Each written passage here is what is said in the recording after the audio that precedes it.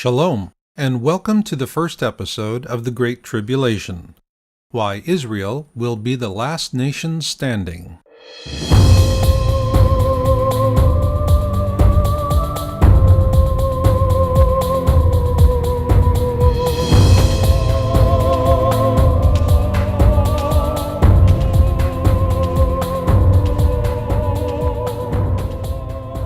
I'm your host, Marshall Masters, publisher of Jesus and the Third Temple, and this 13-part series is made possible by Your Own World Books and features author Robert Reiland.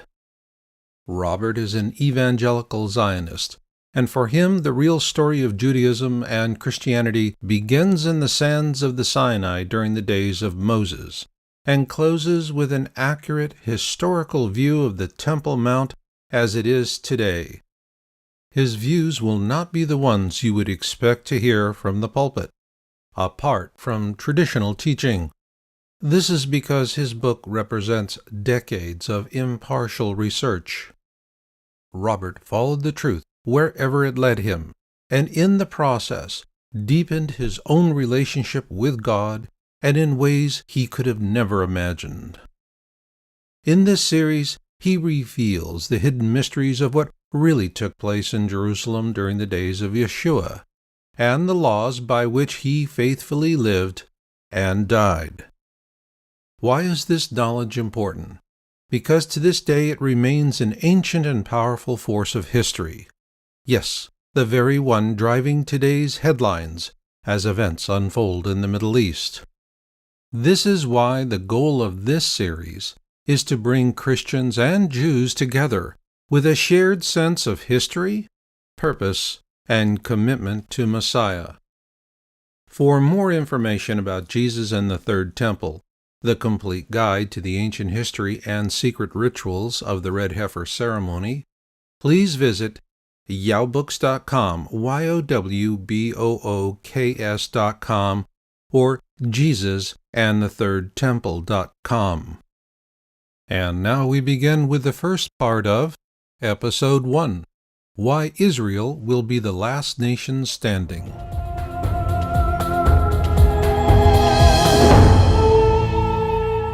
Well, Bob, I'm sure glad we have a chance to get this series going. I think we've got a lot of great information here, and beginning with doctrinal thinking versus what I call spiritual thinking.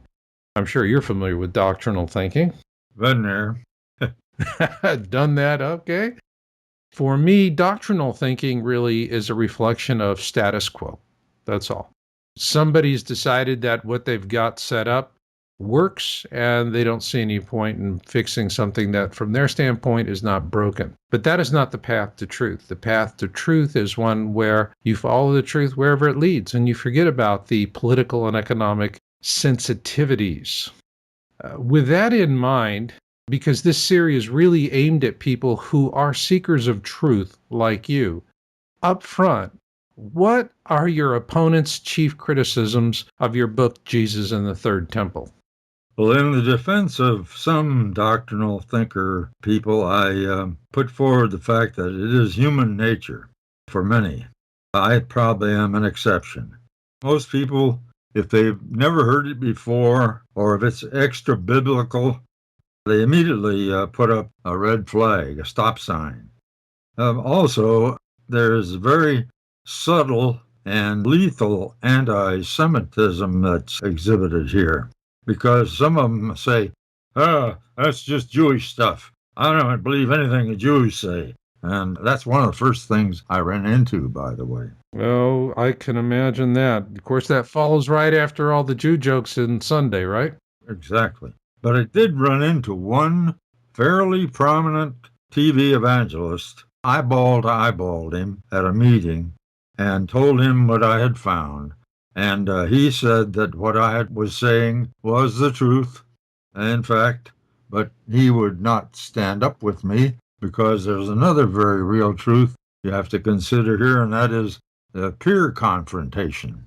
Oh, yeah. In fact, they kicked Hal Lindsey off the TBN network because he was too hard on the Muslims. Those people make money by their sponsors, We're all victims of each other. I really understand that. The money gets involved. And next thing you know, you got guys with suits who really don't know how to make anything work other than numbers, deciding what we're going to learn about. One of these doctrinal thinkers actually helped me. He showed me something that was wrong, but he didn't tell me why it was wrong. He just kept telling me it was wrong. And so I finally decided, well, maybe he's right. So I'm going to go start digging and find out. By golly, I found out sure enough, he was right. And it's an argument that the rabbis had, which we will probably talk about later in the series, but it's the very same confrontation. Mm-hmm. But I had to learn for myself. He doesn't know why I was wrong. He just knew I was wrong because he'd been taught otherwise. Okay. Well, let me ask you on the flip side, did you get a warmer welcome amongst rabbis and Jewish scholars? Yes. Interesting. I have had a better reception among the Jewish people Mm-hmm. and rabbis, the few rabbis that I've talked with, than I have had from my fellow evangelicals, because what I have is very radical to what they operate under.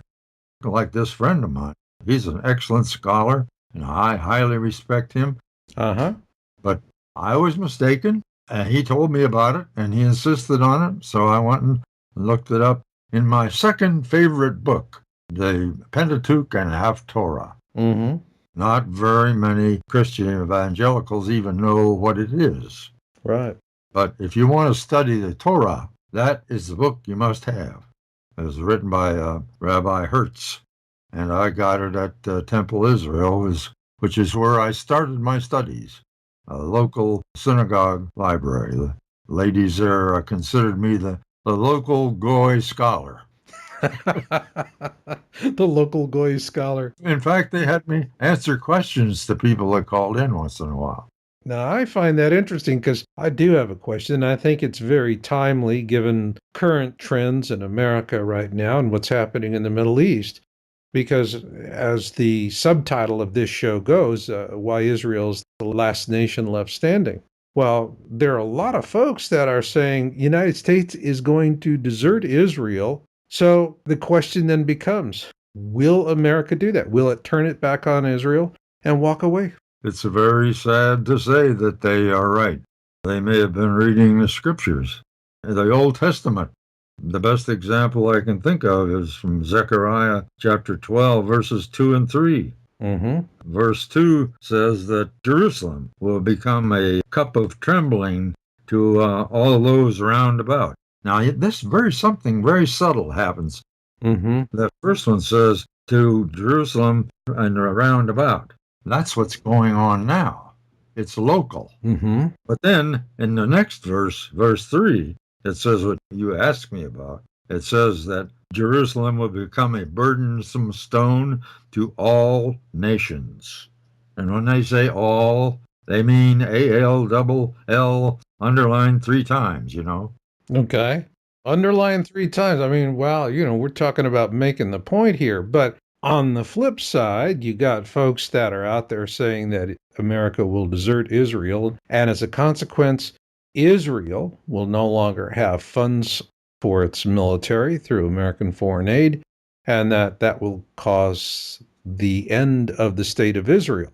Now, you yourself, as an aeronautical engineer, you designed some of the aircraft that the Israelis fly right now. You're involved in those, particularly the F-16s and the F-15s. Right. The F-15s first saw combat with the Israeli Air Force. They were the first nation outside of the U.S. to get those aircraft, and it's an amazing airplane. I remember you'd sent me a video. One had its entire right wing sheared off and was able to make an emergency landing. Right. An amazing aircraft with amazing aerodynamics. So that again brings us back to the question, though. That is, Bob, Israel loses all the foreign aid. In that scenario, no differently than Iran was after the Ayatollah came to power back in the 70s, is Israel going to face the same problem? Are they going to have a bunch of F-15s and F-16s that they can't get spare parts for, that are going to be grounded, and therefore they're not going to be able to defend themselves? I don't believe that will happen for two reasons.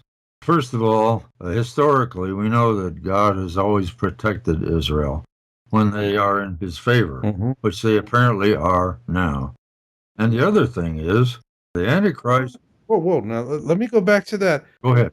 You just made a statement that Israel is in God's favor right now. Yeah. What prompted you to say that? Because they have a lot of people are coming against them right now. Look what happened at Entebbe and a few other incidents. And I am sure that they know exactly what's going on in Iran as far as the nukes are concerned. They're not going to wait for the United States or anyone else to protect them. They've learned this over a few thousand years that, hey, fellas, you better take care of yourself. Depend on God to help you as he always has. He brought us back to the land for the third time. That's very significant. The third time. Important number. Why is that an important number? Because that's God's number of holiness. There were 3 crosses at Golgotha. Paul was stoned 3 times. He was shipwrecked 3 times. Threes go on, and we have the Holy Trinity in Christianity. Some Jewish people don't understand that, but 3 is God's number of holiness, and it appears throughout the Old Testament and the New Testament. I wanted to tell you about another one about the F-16. My buttons almost busted off my shirt. I heard Israeli general say that without the F-16, they could never have pulled off that Iraq nuke raid. I remember that. Yeah, the whole world said, "Oh my gosh, she went and did that," and then Right. secretly under the table, they were sending them love notes and saying, "Thank you. We weren't scared about that." Yeah. But you've just stated that everyone's going to turn their back on Israel, including the United States. And I do not believe that people who are making that prediction are reading the Bible the way you're doing it. It more comes from the neo-Nazi sites that just hate Israel because it is a Jewish state and they want to see it eradicated, and so they are licking their chops. The Muslims are unhappy. Why are they unhappy? Because of Israel. Well, the best way to solve a problem is to eliminate the problem. Oh, okay. That works unless you're the problem. But the other thing is, like I started to say, why I don't think they're going to starve to death and run out of parts. The United States is slowly being removed from its power status, and that is in order that the Antichrist, the man whom appears in Daniel's prophecy, who's going to make a covenant to protect Israel, he is going to come to power and take over virtually the entire world. In fact, the Bible only says that Jordan will not come under his hand. And guess where Petra is? Jordan. Okay. And so we think that's where the Jewish refugees will hide out during his ravings and so forth and rantings. But not far from the Dead Sea, as I recall. Yeah, exactly. But right during the first part of his 7-year covenant, he will support Israel. He's going to be their big brother. Boy, everything's going to be cool. In fact, in the Battle of Gog that it tells about in Ezekiel, we will go attack the unwalled villages. Well, that means that Israel would think that everything is all right. They will be lulled into a state of complacency by this treaty that the bad guy made with them. And the other bad guys, the armies of Gog and Magog, they'll say, he's going to protect them. Guys, now is our time.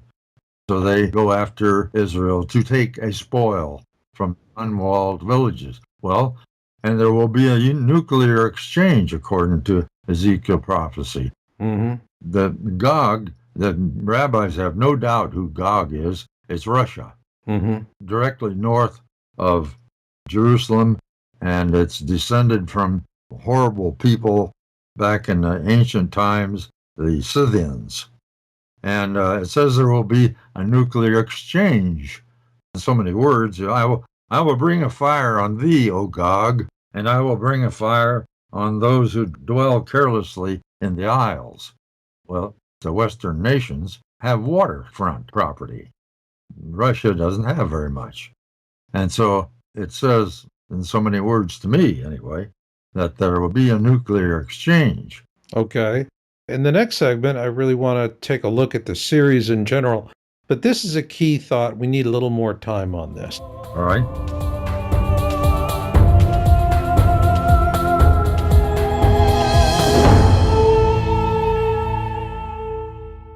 To learn more about Jesus and the Third Temple by Robert Reiland, please visit JesusandTheThirdTemple.com.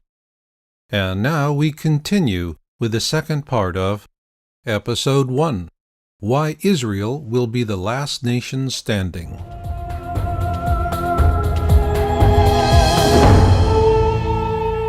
Well, Bob, I'd like to pick up on that thought about the nuclear exchange, and just out of curiosity, is there any indication in any of the information you have found, whether it's in the Bible or in any of the extra biblical text you use for your research, as to the nature of this exchange? Is it something where Israel nukes one of its neighbors, or is it a vice versa, or is there someone else that we haven't discussed? The scripture from Ezekiel doesn't imply in any way that Israel launches this exchange. It's between Gog and those who dwell carelessly in the isles. Okay. That's us and the Russians. So it's between Gog and those who come again?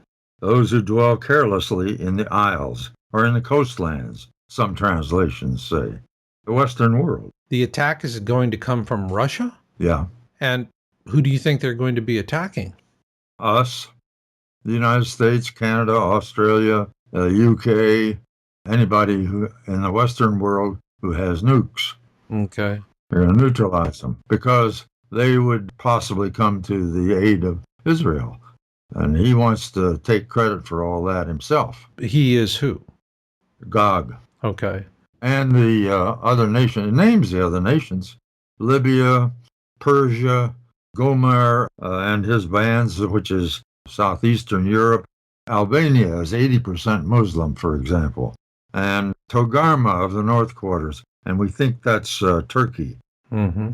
So then what you're saying is, and this really goes back to the first segment where we talked about the United States abandoning Israel. When in fact, what you're saying now is it's going to just simply be taken out of the picture. We're not going to be in a position to help Israel or anyone else for that matter. We're Exactly. going to be dealing with the effects of a very ugly nuclear war. We're going to be making socks for the Chinese. That's one way to put it. Previous to this battle, the rapture will have knocked the USA into severe chaos because of mysterious disappearances of many prominent Christians. This situation may tempt Gog to invade Israel.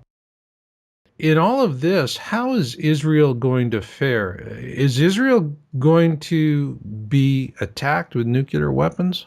Not at this time. This particular incident we're talking about, the Battle of Gog and Magog, is a battle between Russians and their allies, whom I named off, and those who dwell carelessly in the coastlands, which is all the free Western nations. And then Israel will think, because they've had this covenant with the Antichrist, that he's going to protect them. And they're not being watchful. They're very complacent. And so the bad guys in this situation come at them when they feel like they don't have to even be on guard. So Israel then gets lulled into a false peace. After that, the guacamole hits the fan.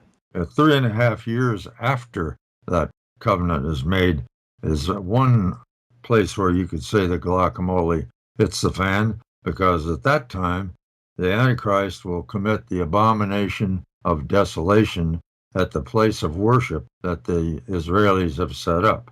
Because as soon as he signs the covenant with them, they will begin temple worship again. He will permit them temple worship at the extreme consternation, to put it mildly, of the Muslim world.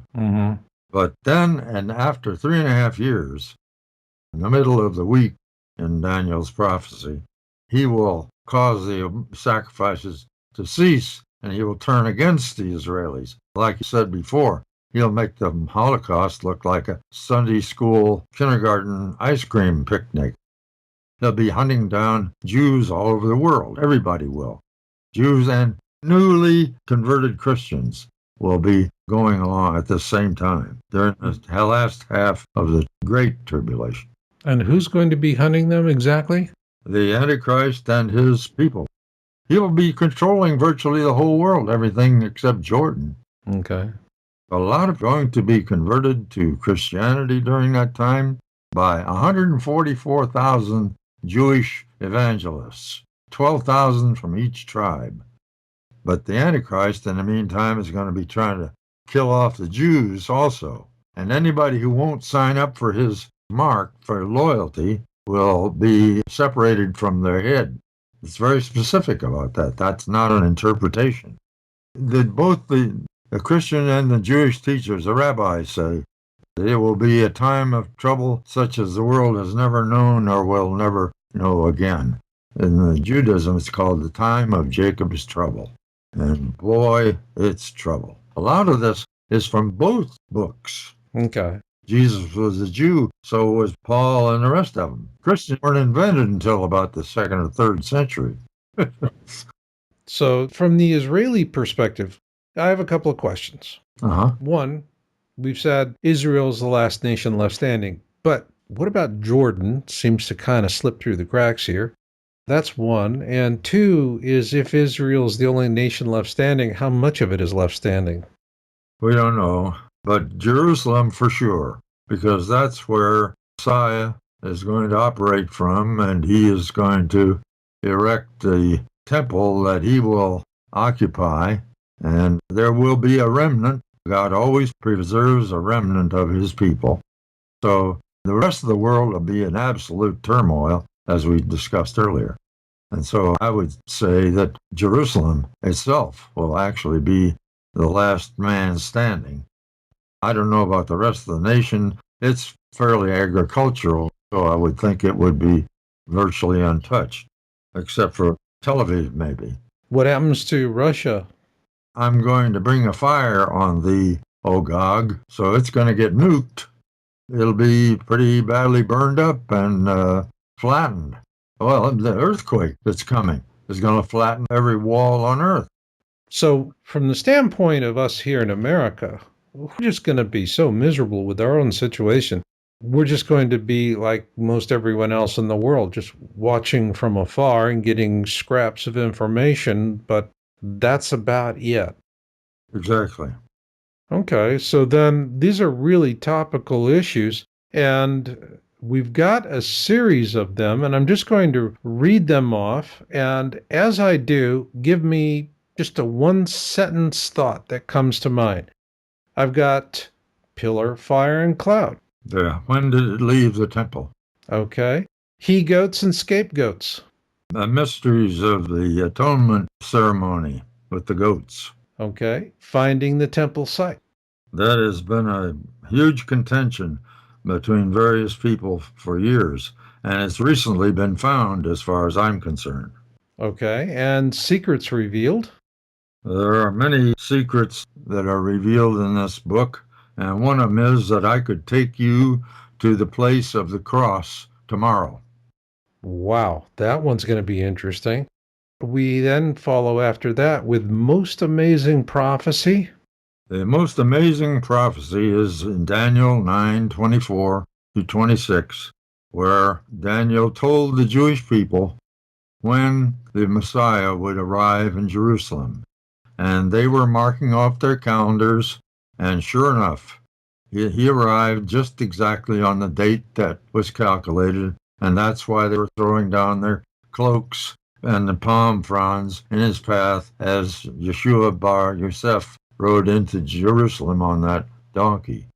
That was the day. That was the day. All right. And then after that, we have red heifer ceremony. That's the most unheard of, mysterious, and important temple ritual. We follow that with the Jewish rapture. I thought that was an interesting title. I knew people would be intrigued by that. The righteous Jews are going to be taken up from their graves or from wherever they are, if they're alive, and translated to Jerusalem to meet Messiah when he comes. They're going to be taken 10 days before that, which is on the Feast of Trumpets. That's the next feast to be fulfilled on Rosh Hashanah. Ah, all right. And then we have Jewish days and nights. Yes. A lot of people have argued about the fact that Yeshua Bar Yosef was buried just before sundown on Friday night. And then he was resurrected Sunday morning, right around dawn. Hey, I thought you said it was going to be 3 days and 3 nights. That's only about 36 hours. Not in Jewish way of counting. Ah, okay. And so then we have Messiah's first advent. Yes, when he was here the first time, he performed many miracles and said many things about what was going to happen later.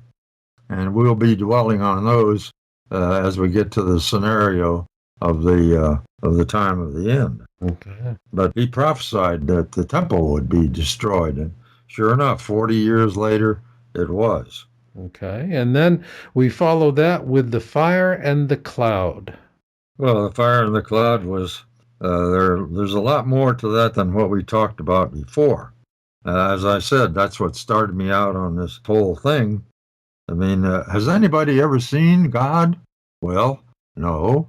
But Moses first saw God in the form of this bush that was in flames, except it wasn't burning. Mm-hmm. And that was the Shekinah. And then later, God had Moses hide himself under a rock so he wouldn't be seen. And he talked to him and told him who he was. I am that I am. Moses went, hey, who are you? You know. All right. Well, He answered him. And when Moses came down from the mount, his face was flushed as if he'd been out in the sun too long. And that was from the brilliance of the Shekinah, who was the visible divine presence. God also spoke to Moses, and he later on even spoke to the people. And one thing that some people get upset about is that God spoke with a female voice. with the female voice. Now, we're going to have to get into that later on. But let's rock on here. We have the tribulation. The tribulation is the 7 years of turmoil on earth, which begins when Antichrist comes into power, and he's been after God. Let me run the world. Oh, you want to run the world? Okay. You think we got bad storms and earthquakes now? Wait till this guy starts running the world, and things are going to go to pot fast in every way possible that we can think of. Crime, wars. The Bible says, they shall say peace, and there is no peace. There will be storms of magnitudes and frequency that we cannot imagine. In fact, we're seeing the onset of those now. Yes, we are. Jesus called this time the beginning of sorrows. When it does happen, they say, oh, well, it's always been that way. See, they won't remember how it was when you and I were 9 years old. They'll only remember how it is now. Oh, yeah, we've always had big earthquakes and tsunamis. Not always. But finally, we have third and fourth temples. The third temple, people wonder about. Maybe that's going to be the next temple, because it says that the Antichrist is going to commit the abomination of desolation by claiming that he is God, as if he were God, in the holy place. Well, one room of the temple is called the holy place. And so I think, and others think, that may be a coincidence that he just used those words. The Muslims call all of Jerusalem El Quds, the holy place. Mm-hmm. And Theodotion said that the holy place was going to be the pinnacle of the temple, which is the southeastern corner of the temple wall, from which James was thrown and martyred, and where Satan carried Yeshua to offer him the whole world. He said, Throw yourself down, and a host of angels will rescue you, and you'll prove that you're who you are. Mm. And Jesus said, Thou shalt not tempt the Lord thy God. But we don't know where that holy place is. But all the walls are going to be destroyed anyway. And so if they do build a temple, I don't think they'll build it next to the Dome of the Rock. It would start World War III right then. Besides the fact that the high rabbinical authorities would not permit building the temple even within sight of a heathen shrine, Christian or Muslim or anything else. Like when they came back from Babylon, they used the tabernacle, and they can do that again. In that event, I think we've had a good look ahead at the series, and there's going to be a lot of information here. And what gave you the gumption to write a book knowing you were going to be branded a heretic? So hang with me.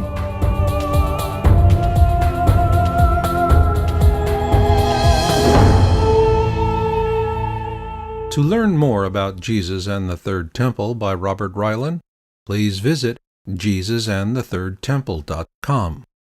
And now we continue with the third and final part of Episode 1, Why Israel Will Be the Last Nation Standing.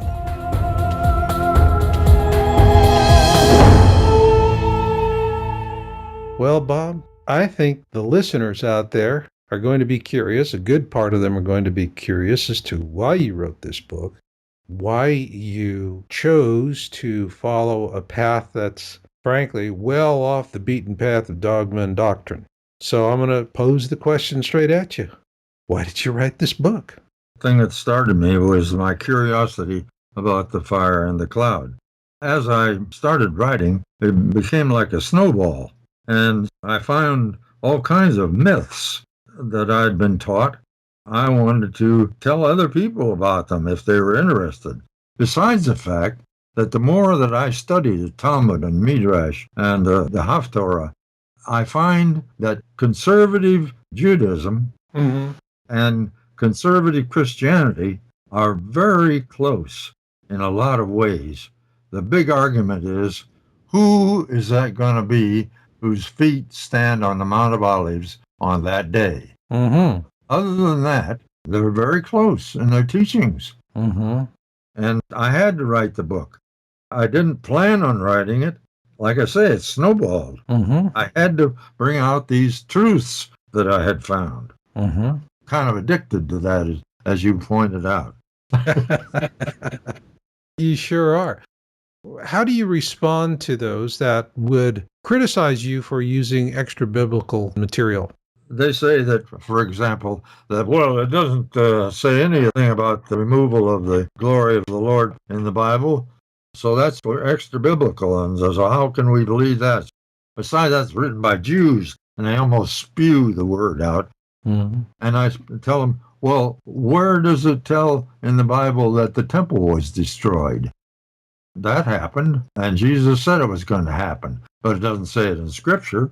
But this event was prophesied by Ezekiel, and it happened. And it was recorded by 3 or 4 historians that I know of. Thing is, they've assumed that it happened before with Solomon's temple. There's no record of it, but they've just assumed that. And it probably did happen. In fact, we have a clue about that because the westernmost light of the candlestick, when it started not outlasting the other candlesticks, they said that was an indication that Shekinah was going to depart the temple. And so maybe that same sign happened before Solomon's temple was destroyed. But there is no historical record of the Shekinah departing the Solomon's temple, but it's detailed in enormous detail for the Shekinah departing the second temple. And Josephus says that it was a public event. The whole city was told. All of Israel, all of Judah was told that it happened and when it happened and what it meant. They said, this is not a good thing. Yeah. Yeah. If your God is leaving you, that is definitely not a good thing. Right. That would be a pretty tough thing to deal with, which brings me to asking a question. of the relationships between Christians and Jews, because as you've noted, there's just an anti-Semitic bias that prevents many Christians from delving into this information. But on the other hand, it seems like both Christians and Jews got a lot of the same skin in the game, so to speak. So, is there some way that your book and your efforts could help bring Jews and Christians closer? I believe that the spiritual thinkers among Judaism and Christianity will be brought closer. Mm-hmm. They will see the error of their anti-whatever ways, and they'll see these similarities that you mentioned. They've both got dogs in the same fight. Mm-hmm. I think they will recognize that in these stories because Jesus is Jew. Mm-hmm. Like I say, Paul, Peter, the rest of them, they were all Jews. When they were writing this stuff down, they weren't writing it down for Christian Bible to be called the New Testament. Mm-hmm. They were writing down what they saw and what they knew. This takes me back to a visit I made to Israel with my wife back in 2000. And we were there the week after Pope Paul had been there for a visit. It was a huge visit. Oh, I bet. Jerusalem had really been decked out. It was a very good time for the merchants. A lot of people felt safe. They came in. But I remember standing in the square where he gave his speech, where he apologized to the Jewish people for thousands of years of anti-Semitism. And at the time, I remembered that there were a lot of Jews who were thankful for at least some recognition, and others that felt he just hadn't gone far enough to really approach this division between Christians and Jews. How is it you can overcome it with this book? I mean, wouldn't someone be able to say, Bob, aren't you being a little naive? Well, they can accuse me of being naive, but everything that I've said in here, I've backed up with historical record and or especially scripture, archaeology, sometimes including simple logic. But they have mostly tradition backing their opinion. Mm-hmm. I've always done it that way. Right. Well, that may be, but you've been always doing it wrong. I can't help that. But there's an old saying in the computer business, if you're going to do it wrong, do it consistently wrong. Yeah, right. Well, they do. They do. I understand that. So, yeah, this is going to be definitely a challenge. But let's get to a more practical reason why Jews and Christians should be closer than what we would find in the Bible. I mean, there's definitely a clear message there. But let's boil this down to a survival context. Right. Because you're saying that we have nuclear wars, we have earthquakes beyond imagining, we have a pole shift. I mean, it's rock and roll time. And also at this time, you've also said that Jews are going to be hunted out all over the world and slaughtered. Yeah. So is it something where for Christians, it would be easy to look the other way while the Jews are being loaded up on the carts like they were in Nazi Germany? Well, the Christians aren't going to have it very soft either. Okay. They're going to be hunted down the same as the Jews and executed by removal of the head. All right. But the very practical reason for Jews and Christians coming together, especially at this time, is the threat of Islam. Right. They have made it very clear in the Quran. I've made considerable study of the Quran, Mm-hmm. that we are to be either converted or annihilated by whatever means it takes. Just doesn't say that in one place either. You know what? My message to Islam is, may all your black-eyed virgins in paradise have chronic yeast infections. Oh. Let's get to the next topic here, because this is really okay. We've got a practical reason. We're both got our heads on the block. We're both getting our tuchus kicked, Christians and Jews alike. But there's got to be a little edge. And so you mentioned earlier that Jews have always been victorious in early battles. Could that Old Testament luck come back to help Israel one more time? It could, although in a different way. What I referred to was the miracle of the Jews in the ephod that the high priest wore. He had 12 jewels on there. And during the time of Saul and David, those jewels would glow if they were going to be victorious over the enemy. They would stand up and ask God in prayer to give them an answer. And if the jewels glowed and twinkled, he's saying, go get them, guys. Or if the jewels just sat there and there was nothing, we don't want to go there. And Saul, he just kind of sloughed it off later. He lost his faith in the ephod sign, and he just didn't pay much attention to it. But then when King David ascended, he used it all the time.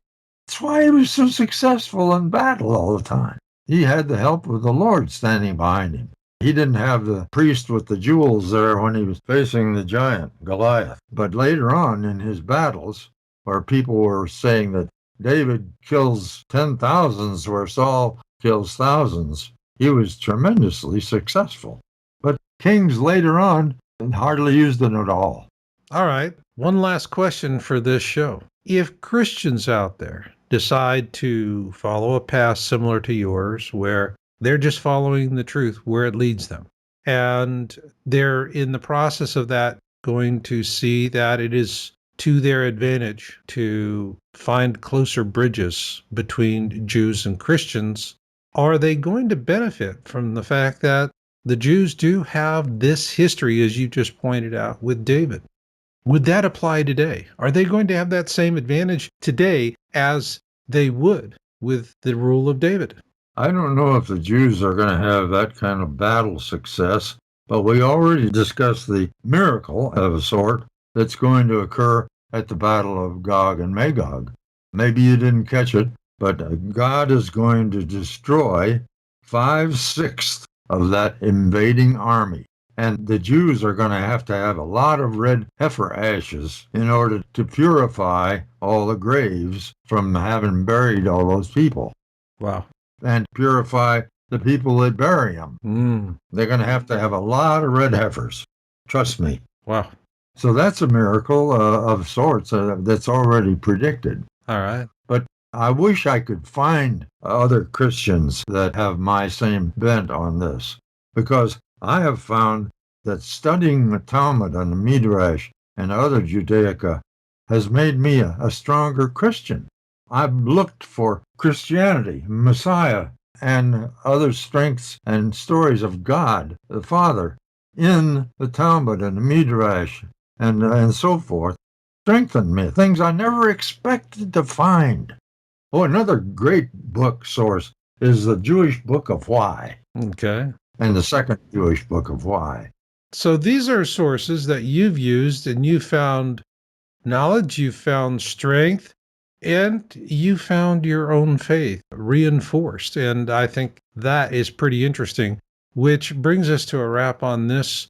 But when we pick it up with Pillar, Fire, and Cloud, our next episode, I really am interested in finding out what got the burr under your saddle to get all of this started for yourself many years ago. Okay? Okay.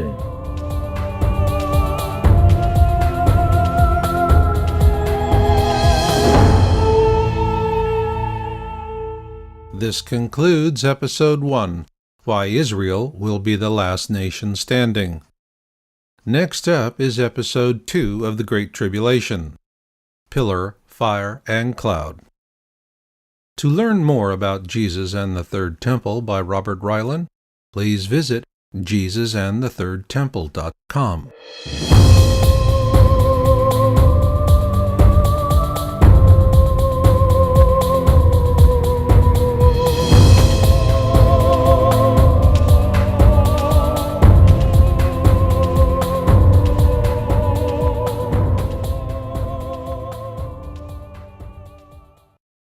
Shalom, and welcome to the first episode of the Great Tribulation, Why Israel Will Be the Last Nation Standing.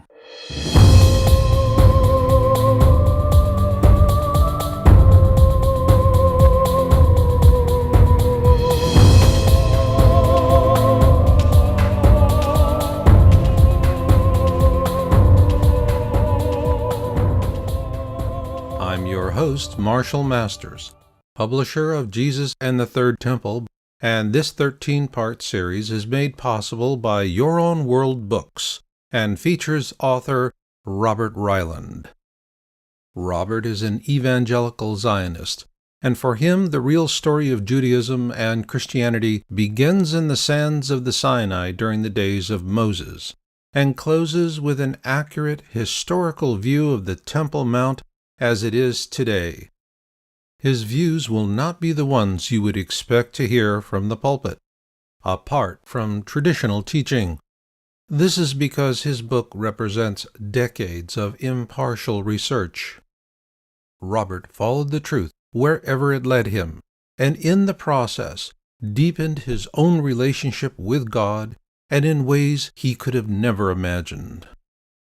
In this series, he reveals the hidden mysteries of what really took place in Jerusalem during the days of Yeshua, and the laws by which he faithfully lived and died. Why is this knowledge important? Because to this day it remains an ancient and powerful force of history. Yes, the very one driving today's headlines as events unfold in the Middle East.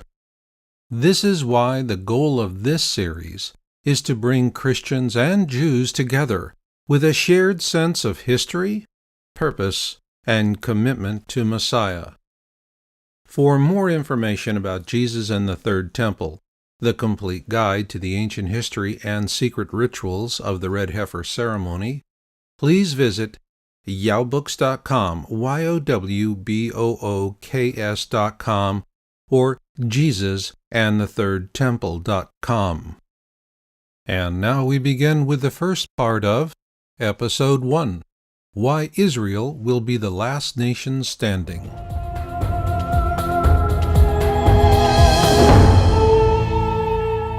Well, Bob, I'm sure glad we have a chance to get this series going. I think we've got a lot of great information here, and beginning with doctrinal thinking versus what I call spiritual thinking. I'm sure you're familiar with doctrinal thinking. Been there. Done that, okay. For me, doctrinal thinking really is a reflection of status quo. That's all.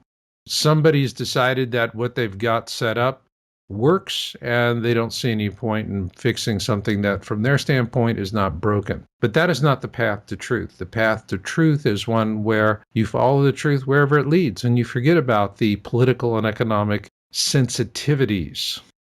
With that in mind, because this series is really aimed at people who are seekers of truth like you, up front, what are your opponent's chief criticisms of your book, Jesus and the Third Temple? Well, in the defense of some doctrinal thinker people, I put forward the fact that it is human nature for many. I probably am an exception. Most people, if they've never heard it before, or if it's extra biblical, they immediately put up a red flag, a stop sign. Also, there's very subtle and lethal anti-Semitism that's exhibited here, because some of them say, that's just Jewish stuff. I don't believe anything the Jews say. And that's one of the first things I ran into, by the way. Well, I can imagine that. Of course, that follows right after all the Jew jokes in Sunday, right? Exactly. But I did run into one fairly